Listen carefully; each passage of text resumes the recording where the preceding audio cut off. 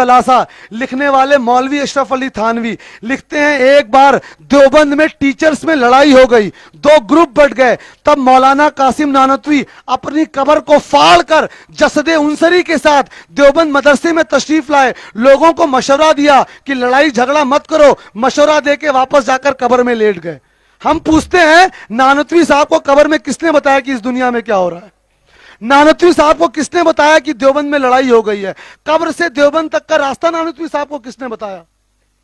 اگر یہ چیزیں کفر ہے، آپ کو پورے مجمع کے سامنے کہنا پڑے گا کہ تھانوی صاحب سے کفر ہوا ہے، یہاں پر بولنا پڑے گا۔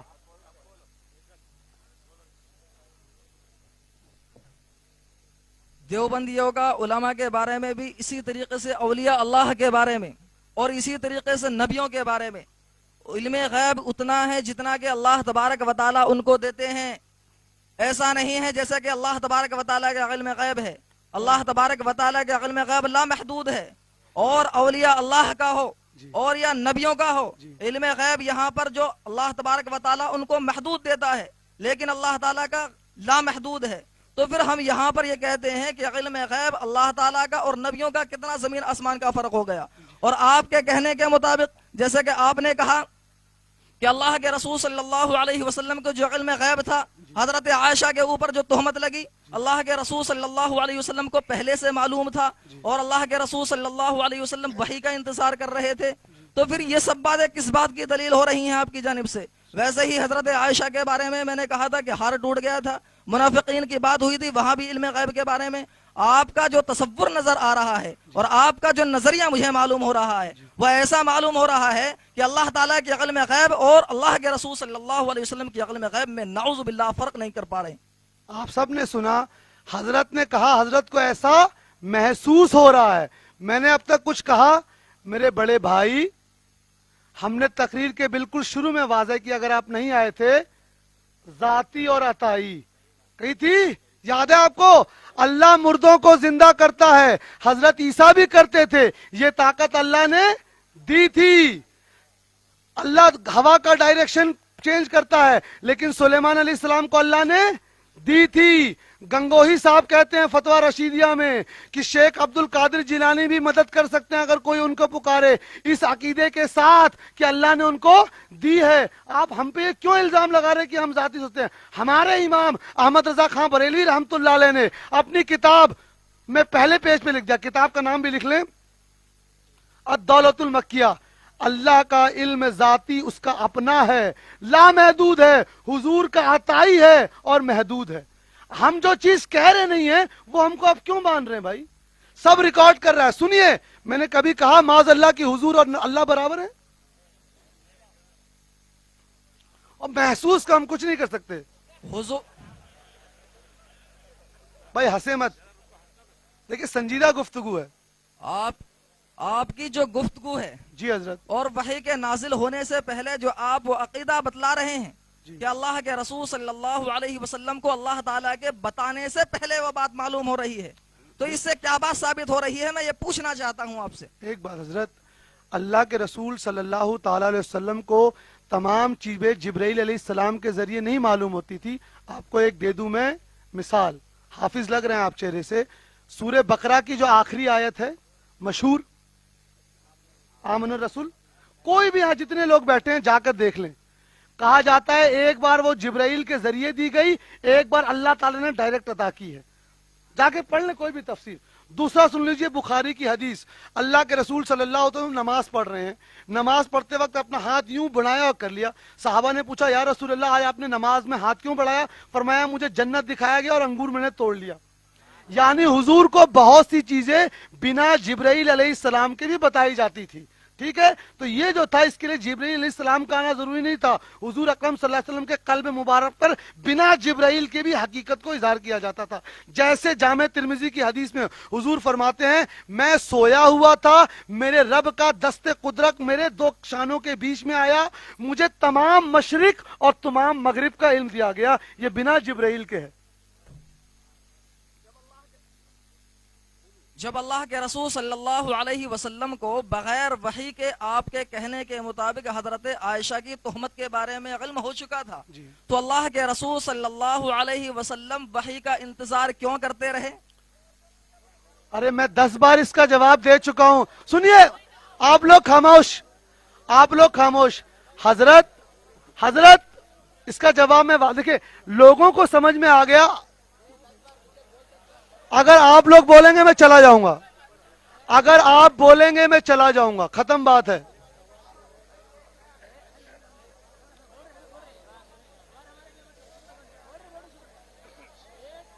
क्या है भाई, कोपल के लोग, मुझे बहुत दुख हो रहा है।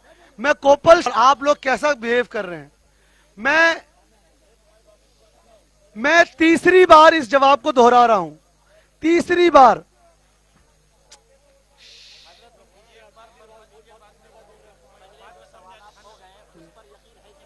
भाई आप मुझे इस बात का दुख है, हर शख्स अब जो है मुबल्लिग बनेगा, हर शख्स एक दूसरे को चुप कराएगा। आप खुद चुप हो जाएं।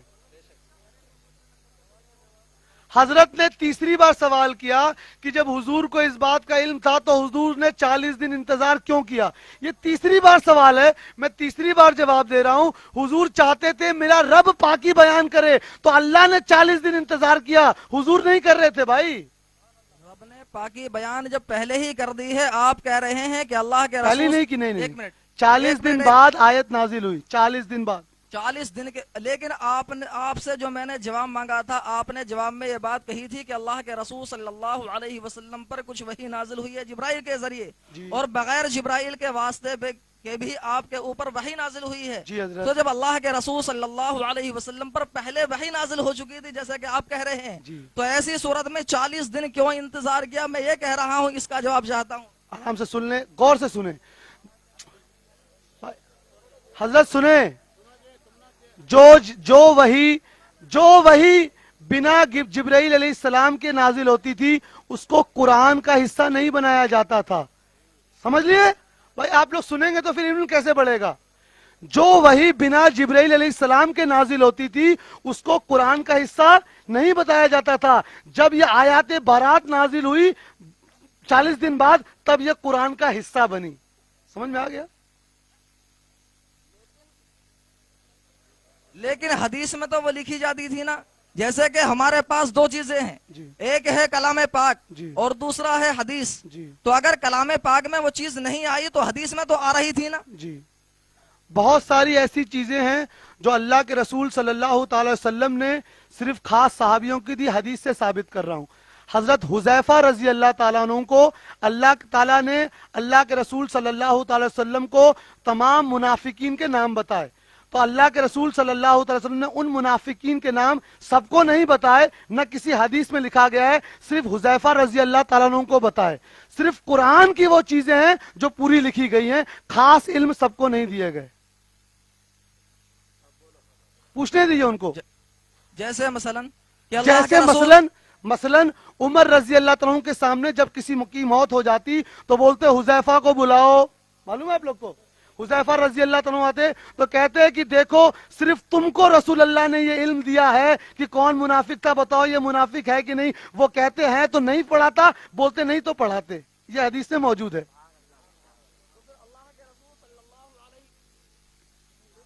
तो फिर अल्लाह के रसूल सल्लल्लाहु अलैहि वसल्लम ने फर्दन फर्दन कुछ कुछ चीजें कि कुछ हजरत अली को दे दी, कुछ हजरत उस्मान को दे दी, कुछ हजरत उमर को दे दी, अलग अलग चीजें अल्लाह के रसूल सल्लल्लाहु अलैहि वसल्लम ने दी हैं।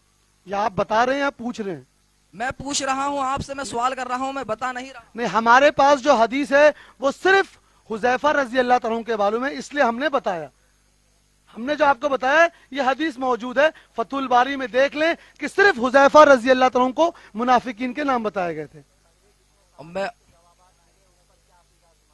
अब मैं आपसे दूसरा सवाल करना चाहता हूं। ठीक है, अब तो अभी हजरत का पहला सवाल खत्म हुआ है, अब दूसरा सवाल है।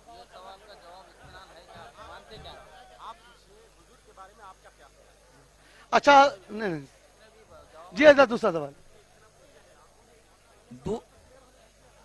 जी दूसरा सवाल मेरा आपसे ये है जी कि बुखारी की जो रिवायत है جی جی کہ اللہ کے رسول صلی اللہ علیہ وسلم نکلے جا رہے ہیں، جی اور اللہ کے رسول صلی اللہ علیہ وسلم کو وحی کے ذریعے معلوم ہوا جی کہ 2 قبر والوں کو عذاب ہو رہا ہے، جی جی جی اور اللہ کے رسول صلی اللہ علیہ وسلم نے کھجور کی 2 شاخوں کے ٹکڑے کر کے ایک اس قبر پر اور ایک اس قبر پر، جی کہ میری دعا کو محدود کر دیا گیا ہے، جی اور جب تک یہ دونوں شاخیں ہری رہیں گی تب تک کیا ہے ان کے عذاب میں تخفیف ہو جائے گی۔ جی اب یہاں سے یہ بات نکالنا کہ قبروں کے اوپر، اولیاء اللہ کی قبروں کے اوپر چادریں چڑھانا یا مالائیں چڑھانا، یہ اس حدیث سے ثابت کرنا کیسے صحیح ہے؟ آپ مجھے جواب فرمائیں۔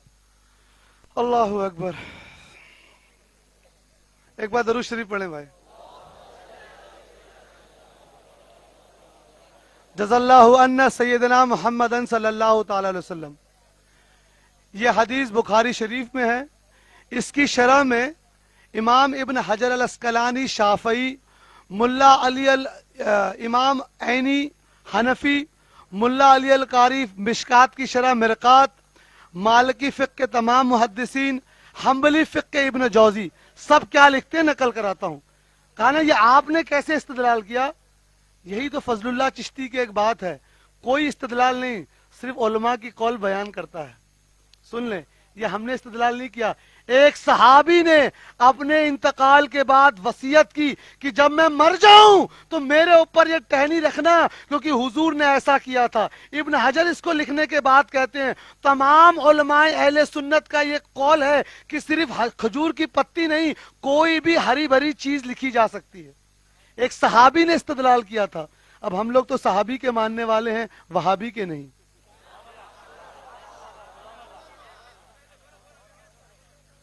ہری بھری چیز رکھی جا سکتی ہے، کھجور کی ٹہنی ہو یا کسی اور درخت کی شاخ ہو، آپ لوگوں نے کیوں مخصوص کر لیا ہے پھولوں کو؟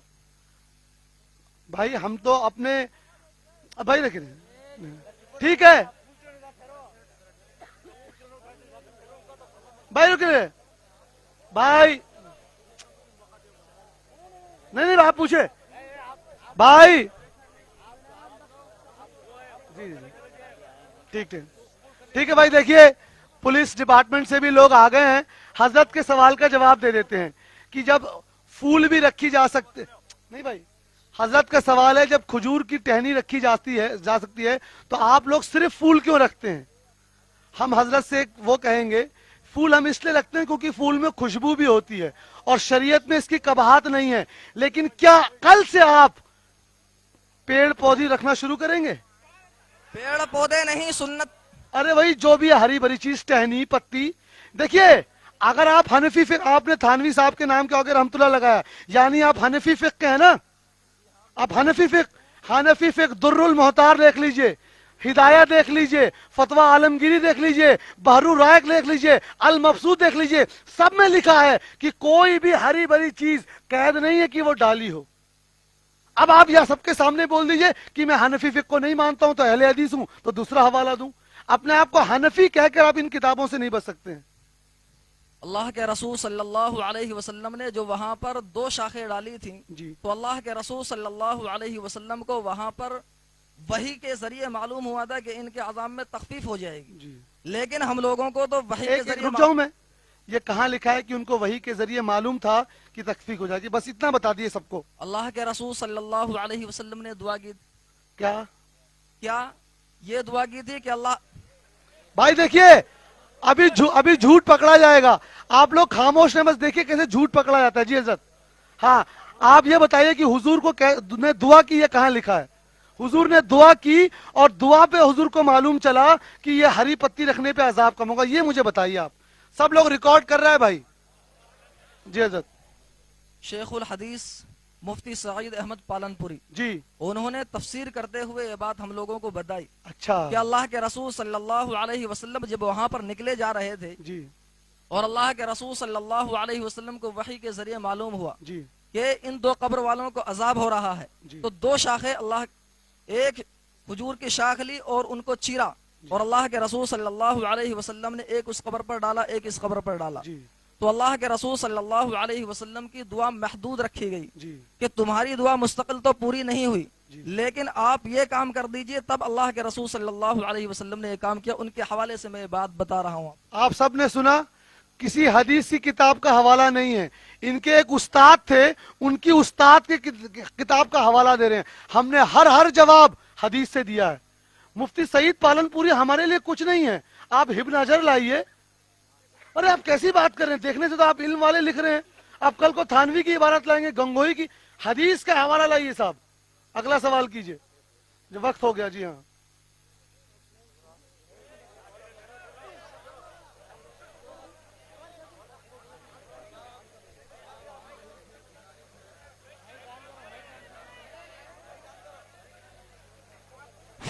ہلو ہلو ایک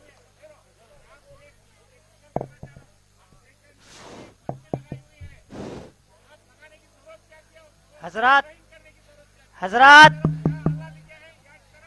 حضرات اور مشائخ سے ایک گزارش ہے، میں تو چلا جاؤں گا، آپ کو حضرت سے وہ کتاب لینی ہے جس میں وہ پالن پوری صاحب نے وہ حدیث نقل کی ہے کہ حضور کو وحی آئی تھی کہ تم دعا کرو گے تو تم یہ توڑ کر رکھو، دعا کرو گے آپ سب کے سامنے۔ اور اگر یہ نہ دے پائے وہ حدیث تو ان کو سب کے سامنے بولنا پڑے گا کہ میں نے حضور کی طرف ایک غلط حدیث موڑی تھی۔ اگر نہ دیکھ پائے آپ تو، آپ نے ابھی حوالہ دیا نا حضرت کی پالن پوری صاحب نے وہ حدیث نقل کی ہے کہ حضور جا رہے تھے تو حضور کو یہ وحی آئی کہ تم اس کو توڑ کے رکھ دو اور دعا کرو۔ پھر آپ نے کہا میں یہ پالن پوری صاحب کے حوالے سے کہہ رہا ہوں۔ اگر آپ پورے کوپل شہر والوں کو بول دیں یہ حدیث آپ نہ دکھا پائے تو آپ نہیں یہ لکھ کے دے دیں گے کہ پالن پوری صاحب جھوٹے اور مکار تھے؟ اگر نہ دکھا پائے تو بتائیے، ایک ہی سوال ہم کر رہے ہیں، دیں گے کہ نہیں؟ اگر ارے حضرت ہمارا ایک ہی سوال ہے، آپ نے ایک حدیث کا حوالہ دیا اور کہا یہ میں پالن پوری صاحب کے حوالے سے دے رہا ہوں۔ میری ایک چھوٹی سی گزارش، آپ نے اتنا کچھ کہا، میں نے کچھ نہیں کہا، میری ایک گزارش، آپ پورے شہر کے کسی بھی مشائخ کو پالن پوری صاحب کی اس حدیث کو اصل حدیث کی کتاب سے لا کے دکھا دیں۔ اگر آپ دے دیں گے تو الحمدللہ ہم آپ کے شکر گزار ہوں گے کہ آپ نے ایک حدیث میں ہمارا علم اضافہ کیا۔ لیکن وہ حدیث اگر نہیں ہوگی تو کیا آپ یہ مانیں گے کہ پالن پوری صاحب نے حضور کی طرف ایک جھوٹی حدیث مڑی؟ ایک چھوٹا سوال ہے، ہاں یا نا؟ پہلے بھائی ان کو بولنے دیجیے، وہ بہت خطرناک سوال ہے۔ اب میں ابھی یہاں پر اتر پردیش سے یہاں ہوں، اچھا میرے پاس کتابوں کا ذخیرہ کم ہے، جی جس کی بنا پر جب میں گھر جاؤں گا عید میں جی تو اس سے پہلے میں آپ کو ان کی کوئی بات آپ کے پاس تک پہنچانا مشکل ہے میرا، جی کیونکہ جب تک میں وہاں نہیں جاتا میرا ان کی کتاب اور ان سے رابطہ نہیں ہوتا۔ اچھا، پالن پوری صاحب کی اس کتاب کا نام بتا دیجئے، میں خرید لوں گا۔ پالن پوری صاحب کی کتاب کیا، میں ان کے درس میں بیٹھا ہوا تھا اور انہوں نے اس طریقے کی تشریح کی ہے جو میں نے آپ کے سامنے بتائی ہے۔ بس ٹھیک ہے، لے لیجئے مائک بھائی، کلیئر ہو گیا۔ اب آپ دیکھ رہے ہیں نا، آپ نے ابھی صرف ان کتابوں میں جعلی چیز دیکھی نا کیسے بدل رہے ہیں، اب درسگاہوں میں بھی غلط چیز بتائی جا رہی ہے۔ چلیے بھائی صلی اللہ علی محمد صلی اللہ علیہ وسلم۔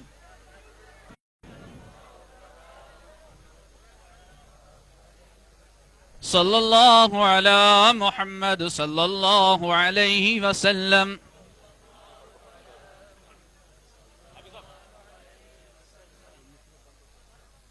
یا نبی سلام علیکہ، یا رسول سلام علیکہ، یا حبیب سلام علیکہ، صلوات اللہ علیکہ، سلام علیکہ، یا رسول سلام علیکہ، یا حبیب سلام علیکہ، صلوات اللہ علیکہ۔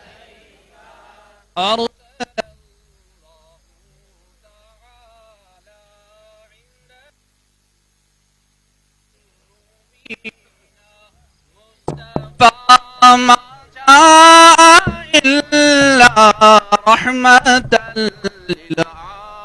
للعالمين، يا نبي سلام عليك، يا رسول سلام علیکہ یا حبیب سلام علیکہ صلوات اللہ علیکہ صبح لوں گا شام لوں گا تیرا پیار لوں گا قبر سے اٹھتے ہی آقا تیرا دامن تھام لوں گا یا نبی سلام علیکہ یا رسول سلام علیکہ یا حبیب سلام علیکہ صلوات اللہ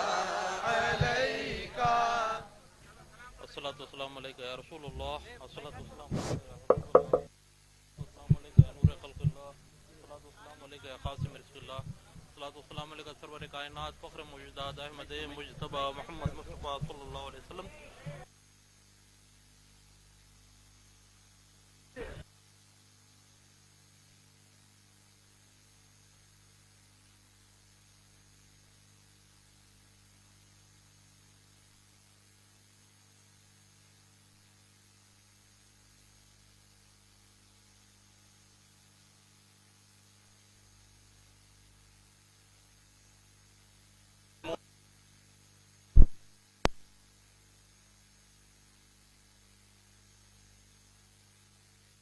اللهم يحزنون سبحان ربك رب العزة عما يصفون وسلام على المرسلين والحمد لله رب العالمين